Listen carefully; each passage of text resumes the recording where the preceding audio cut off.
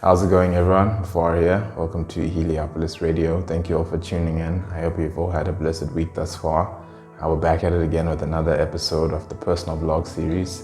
And yeah, I hope you guys have managed to get your week moving the way you at least intended to for the most part, or that you managed to move through the rhythms as best as possible. And yeah, man, just keep on being out there and doing your thing. And so, yeah, the last personal vlog I talked, I guess maybe vaguely or briefly about, my journey, dealing with my pornography addiction. And I think, I made the podcast after I just relapsed. So maybe I was a bit distorted or out of it. And, maybe I just don't know.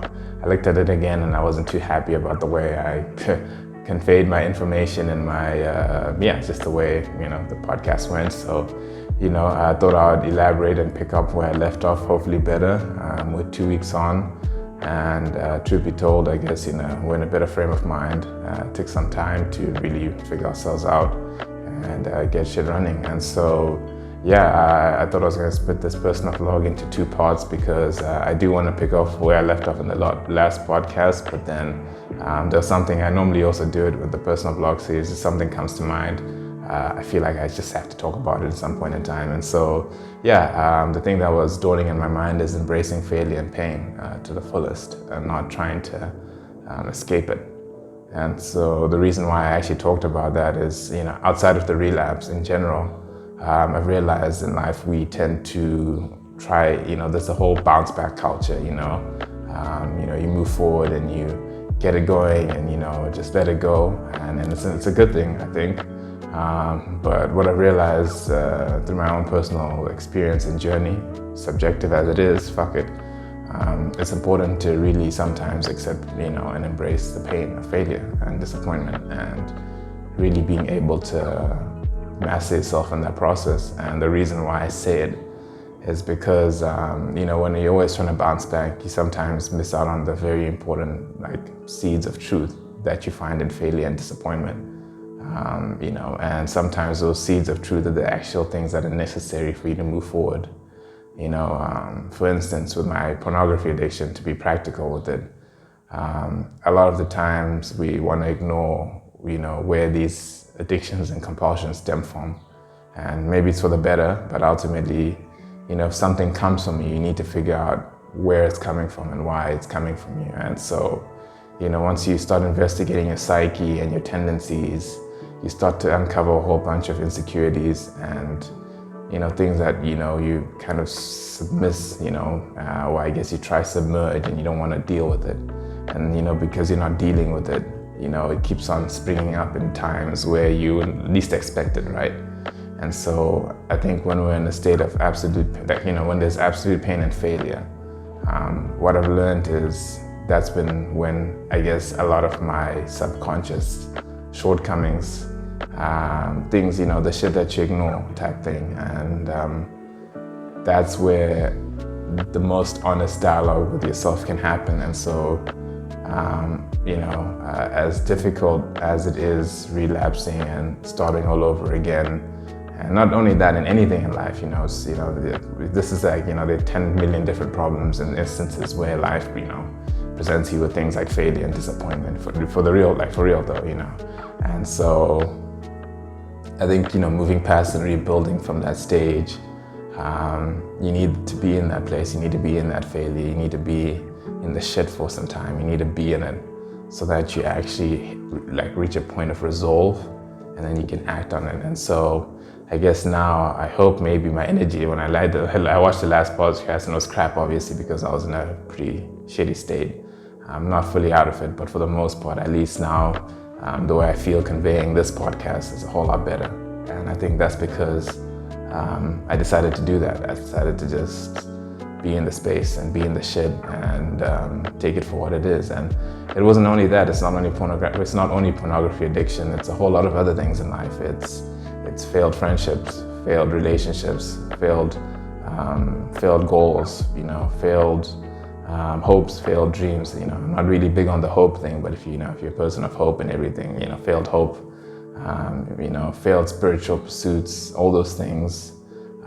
The one thing that's constant is that, you can't avoid it and you can't run away from it. And I think the bounce back thing is great, but it's only good to bounce back when you're really ready to bounce back, when you really have processed everything that you have gone through, and that you eat the shit and digest it and let it go to the best of your capacity. And I'm not literally saying eat shit or anything like that, but it's just taking it as it comes. And so that was the first half. And coming back to the podcast where I left off, and I was talking about the energy dynamic in terms of how I guess part of my healing journey, if you want to call it that, recovery is studying the human mechanism that we are, because we're quite unique, sophisticated machines.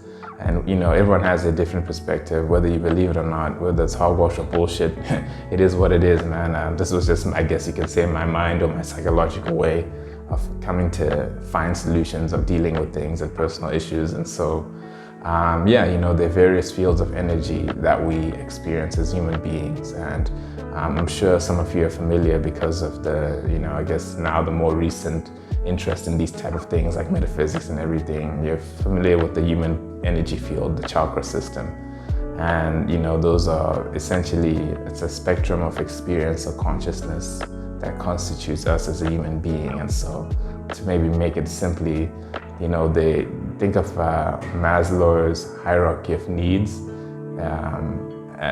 like a pyramid of needs. And so once one is met, the other, you move on to the next. And so, I think of that now in terms of energetic experience and consciousness. And, so with regards to addiction, more specifically, addiction is associated with what they call the sacral chakra. It's the chakra straight after the base, the root chakra, and it has to do with desire, right? It's where we draw a lot of our creative energy and also our compulsions. It's a step above our survival mechanisms. So, our base animalistic needs such as food, water, safety, survival. That's when, after that type of realm of experience, you move into this realm of desire, of creative needs and desires and experience. But, I'm trying not to mumbo jumbo it, but I'm trying to make it as linear as possible. In this realm, this is where addiction tends to manifest, because a lot of our stimulation and energetic experience is situated here. And more specifically, if you want to think of it as your electrical stimulation that your body experiences, your nerve impulses, things that excite you, things that electrify you, things that make you feel alive. You have your adrenal response, which is an even bigger high, but then, it's a bit too dangerous and taxing on the body. But the sacral experience, the sacral high, is like almost like a never ending. You can sustain it longer without without as much detriment as your lower desires. And so our sex desire is quite powerful, essentially is what I'm trying to say. And we draw a lot of excitement and stimulation from that area. And so things which are addictive in nature, be it our eating, be it our, whatever, eating, listening to music, having sex, watching stuff, anything that stimulates us and invokes that creative excitement within us, that's where we tend to get addicted, because that's where, wherever we draw the most power is where we're prone to being most addicted, right? And so, in terms of pornography addiction, it's typically associated with that. And the reason why is, the sexual act itself in terms of experience generates a tremendous amount of energy for the human being. And so there are very few things that can provide that same stimulation as much as sex itself. And so, which is why it's a serious thing, how watching people, it's not even just the act of having sex, the act of watching people have sex, the energy that's generated during that process is a very potent high, and it's actually a very dangerous one, we talk about dangerous things like cocaine, we talk about, meth and all these things, but no one ever talks about the one thing that's fundamental to our existence, the sexual act and its ability to control us, right? And to, our minds, every individual is different, everyone has a different degree of will, everyone has a different degree of strength, both mental, emotional, physical. And so regardless of who you are, regardless of what level of strength and power you have, you can ignite something that's a force of nature. And so I guess for me, learning how to realize that to move away from that addiction was to essentially to learn how to realize why it's so powerful, and how finding techniques to mitigate that, or, at least shifting something that shifting that, creative desire into something else outside of pornography, right? And that's difficult. It's difficult to find something in this life. Everyone has it though, it's possible, but it's much more difficult to find something that creates the same amount of excitement and enthusiasm in you that is not, pornography, that is not of a sexual act or sexual nature, right? And so, it's basically through that where you start having to look at things that actually excite you in this life, right? Things that actually motivate you, things that actually, they say we should dopamine detox and everything like that, and we should do things that, are less stimulating in order to heal ourselves and in order to detox ourselves from addiction. And I agree with that. But for some of us, particularly since sex is such a fundamental part of our creative experience, it's actually just shifting our focus. At least that's what I've learned for myself, is shifting your personal focus and motivation to something that is actually of benefit, meaning you use your creative energy, or I guess your sex desire, for something better than just, sexual entertainment, which is pornography, or overindulgence in sexual acts, which is, whatever you can call it. And so, that's basically that. And obviously there are many more dimensions of experience, because it gets deeper than just, sexual desire. It has to do with your ego, it has to do with your personality, and it has to do with your mind more than anything. And so I hope to eventually get to that point.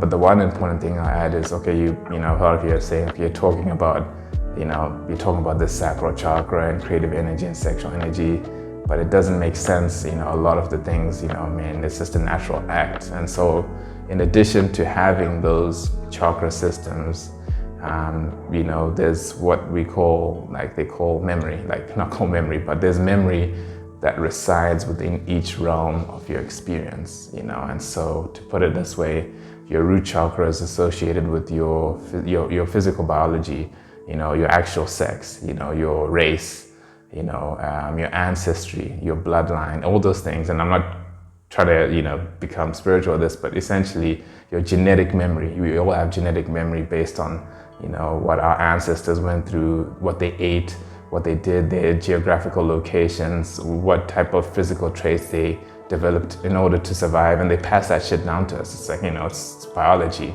Similarly, we have memory that resides in each dimension of our experience. And so in our sacral region, where our sexual desire spans from, typically what most people say, it's associated with our childhood and our dynamics, our relationships to our parents, and more specifically, our relationships to the sexual, the nature of, I don't want to say this without being weirdly because the biggest issue in our society is, the sexual distortion, and, this thing has become an ugly thing, and I don't want to promote those sex ideas or anything, but there's a masculine and feminine principle. There's a balance to everything, in terms of our creative energies, right?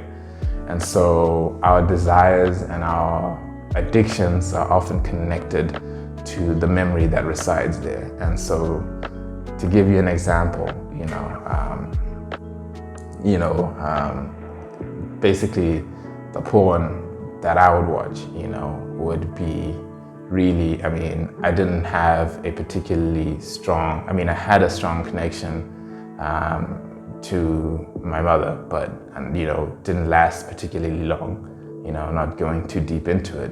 And so you'd always look for the hottest girl, and you'd always look for a girl that was something similar, authoritative, like your mother was. And you wouldn't know these things, but when you're watching the pornography, all this stuff that's happening, the memory, the childhood connection issues that you're trying to find, trying to resolve within yourself. And everyone says, well, you just man up and you fucking, get your shit together.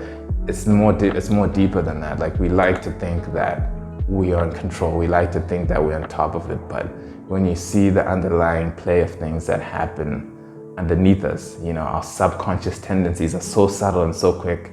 And I think I spoke about it in the previous podcast, which is why addiction is so easy to fall into, is because we haven't addressed and actually faced those subconscious issues. And I'm not going to go too deep into it because, you don't want to indulge your fetishes and you don't want to go too deep into it, right? But essentially, a lot of the things that we seek through through the sexual act is to resolve an issue, particularly to do with our childhood. And also, there's also desire, something that we're longing to creatively experience within ourselves, something that we feel is missing.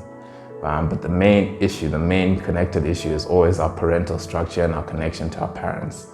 And so, if you don't believe me, check how many, you can Google it, YouTube it. There are many videos that actually discuss it with people that have explored this healing process in depth. And I'm at my infantile stage of it, but I'm basically, from what I've learned, and these last couple of weeks, I've really been actually looking into it. It's important that we have memory and we have experiences that we don't recognize. We register them, but we're not fully consciously aware of them, simply because we can only focus on the present task at hand, but we sometimes forget how certain things of the past are also acting out and influencing us, simply because it has to be that way. We register information. I don't think we fully realize just how much our minds and how much our minds actually process. And so addiction often spans from those things. And that's what I really figured out about myself, is that it's connected to those things. It's connected to my childhood. It's connected to, trying to resolve some issues, particularly in that dynamic, maybe the parental dynamic. Everyone has a different life, everyone has a different upbringing. All I know is that our issues contribute to some of our shortcomings. It's just the truth. I'm not saying you feel sorry for yourself, but it's just recognizing that you need to investigate yourself. And so that's why it comes also, I guess it also correlates to embracing pain and failure, so that you have time to investigate yourself. And so I rambled on too long. We're 17 minutes in. I hope to continue talking about it, but the next podcast will probably be, because I'm trying to move past this topic as well, and just kind of bring a bit more free flow to it and be more engaging with those of you that tune in. And yeah, let me know, you guys, in the comment section what you guys think. What you think about embracing failure. Do you believe you don't even need to do it? Do you need to just bounce back and move on and say fuck it? There's no point, because if you maybe dwell in failure, you risk not being able to come out. That's also a possibility. But yeah, I just want to be more engaging. I hope you found something useful. In your spare time, check it out. Check out the sacral chakra. Check out some of the themes and issues that are associated with it. And again, this is a very basic, I don't want to use the word, it's a very basic new age explanation of the chakra system. It's more so, it's deeper than that, and it runs much deeper than that. And I don't want to even underplay what it means, in terms of a science. There are a lot of very, fully verified masters, people who have actually, given a great degree of time and study and effort into understanding the nature of these things. So don't take my full word from it. I'm just, think of it as more of a very casual explanation. And so, thank you for tuning in, and I hope you all have a blessed rest of the week and weekend. And see you in the next personal vlog. Thank you.